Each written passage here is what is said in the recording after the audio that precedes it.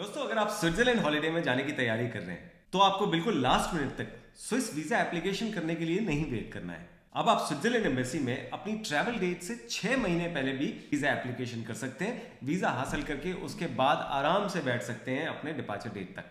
Swiss visa application के 3 simple steps हैं जो आपको फॉलो करने हैं। सबसे पहला है आपको एक अपॉइंटमेंट लेना है। दूसरे स्टेप में आपको वीजा फैसिलिटेशन सेंटर में जाना है जहां पे आपको अपनी बायोमेट्रिक डिटेल्स देनी है, वीजा एप्लीकेशन सबमिट करनी है along with travel documents, financial documents और साथ में वीजा फीस पे करनी है। तीसरे स्टेप में जैसे ही आपको इंफॉर्मेशन मिलती है आपको वहां से अपना पासपोर्ट कलेक्ट करना है और आपका वीजा हो गया। इसके बाद अपनी डिपार्चर डेट में आप सीधे सीधे अपने पासपोर्ट और वीजा के साथ में ट्रैवल कर सकते हैं और स्विट्जरलैंड में दाखिल हो सकते हैं। लावाकांजा ट्रैवल के आज के इस वीडियो में हम लोग इन्हीं सब डिटेल्स को डिस्कस करने की कोशिश करेंगे। अगर ये वीडियो आपको अच्छा लगे इसको लाइक करना मत भूलिएगा और अपने उन दोस्तों के साथ में भी जरूर शेयर कीजिएगा जो इस साल स्विट्जरलैंड हॉलीडे की तैयारी कर रहे हैं। दोस्तों, स्विस वीजा एप्लीकेशन की तैयारी में आपको कुछ अपने डॉक्यूमेंट्स बहुत ही मेटिकुलसली तैयार करने होते हैं। जितने अच्छी तरह से आप इन डॉक्यूमेंट्स की तैयारी करेंगे, वीजा काउंसलर को आपकी एप्लीकेशन असेस करने में उतनी ही आसानी होती है। आइए जानते हैं उन डॉक्यूमेंट्स को जो आपके लिए बहुत इंपॉर्टेंट है। शुरुआत करते हैं वीजा एप्लीकेशन से। एक वीजा एप्लीकेशन सिंपल सा फॉर्म होता है जिसको आपको कंप्लीटली भरना है और साइन करना है। उसके बाद सबसे जरूरी डॉक्यूमेंट है आपका कवरिंग लेटर। इस कवरिंग लेटर में आपको अपने सारे ट्रैवल के और फाइनेंशियल डिटेल्स देने हैं, जैसे कि आप कहां जा रहे हैं, कैसे जा रहे हैं, कब जा रहे हैं और इस ट्रिप का आपके खर्चा कौन बेयर कर रहा है। उसके बाद सिंपल 2 कैटेगराइजेशन है। पहला है ट्रैवल डॉक्यूमेंट्स और दूसरा है आपके फाइनेंशियल डॉक्यूमेंट्स। शुरुआत करते हैं दोस्तों ट्रैवल डॉक्यूमेंट्स से। ट्रैवल डॉक्यूमेंट्स में आपके पास में जब आप एप्लीकेशन की तैयारी करेंगे उसमें सबसे पहला डॉक्यूमेंट है आपका पासपोर्ट। ये पासपोर्ट आपका वैलिड होना चाहिए और बहुत अच्छी कंडीशन में होना चाहिए। इसके साथ आपको 2 फोटोग्राफ्स भी अपने साथ रखनी है। आपके पास आपका रिटर्न एयर टिकट कंफर्म होना चाहिए, यानी जिस डेट में आप जा रहे हैं और जिस डेट में वापस आ रहे हैं दोनों आने और जाने की टिकट आपकी कंफर्म होनी चाहिए।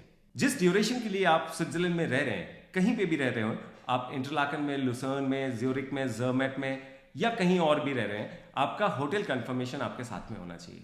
साथ ही आपकी मेडिकल इंश्योरेंस बहुत इंपॉर्टेंट है। इस पूरे टूर के ड्यूरेशन में आप मेडिकली इंश्योर्ड होने चाहिए और ये डॉक्यूमेंट आपका इसमें शामिल होना चाहिए। आपको एक इसमें आइटनरी भी चाहिए डे टू डे, कि आप इस दिन यहां पर हैं, इस दिन यहां पर हैं, इस दिन यहां पर हैं और इस दिन आपका डिपार्चर हो जाएगा। इसके बाद आते हैं हम फाइनेंशियल डॉक्यूमेंट्स पे। फाइनेंशियल डॉक्यूमेंट्स में सबसे पहला होता है आपका इनकम प्रूफ। इसका मतलब यह है कि अगर आप एक सैलरीड पर्सन है, आप किसी कंपनी में काम कर रहे हैं, तो यहां के आप इनकम प्रूफ्स दे सकते हैं जहां से आपकी रेगुलर इनकम आ रही है। ये डॉक्यूमेंट्स होते हैं जैसे सैलरी स्लिप। 3 महीने की आपके पास में सैलरी स्लिप जरूर होनी चाहिए। आप अपना अपॉइंटमेंट लेटर भी इसमें लगा सकते हैं। साथ ही आपके पास में एक एनओसी भी जरूर होना चाहिए जो कि लीव एप्लीकेशन भी हो सकता है। दूसरे नंबर का सबसे इंपॉर्टेंट डॉक्यूमेंट है आपका बैंक स्टेटमेंट। आमतौर पे ये 3 महीने के लिए चाहिए होता है, लेकिन आप 6 महीने की बैंक स्टेटमेंट तैयार कर सकते हैं।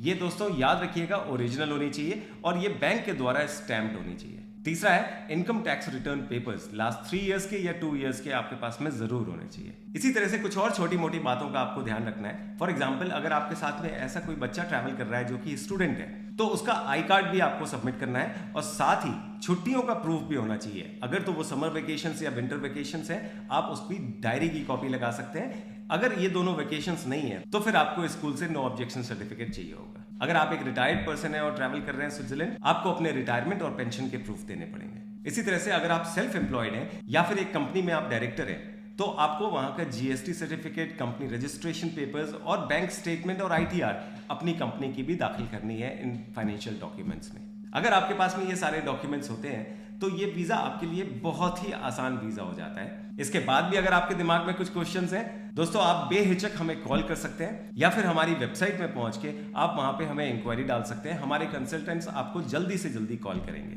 अगर आपके ऐसे कुछ सवाल है जो हमारे कमेंट बॉक्स में लिख के आप पूछना चाहते हैं, आप बेहिचक हमें लिख सकते हैं। हमारी कोशिश होगी हम उनके जल्दी से जल्दी जवाब दे पाए। मिलते हैं दोस्तों अगले वीडियो में।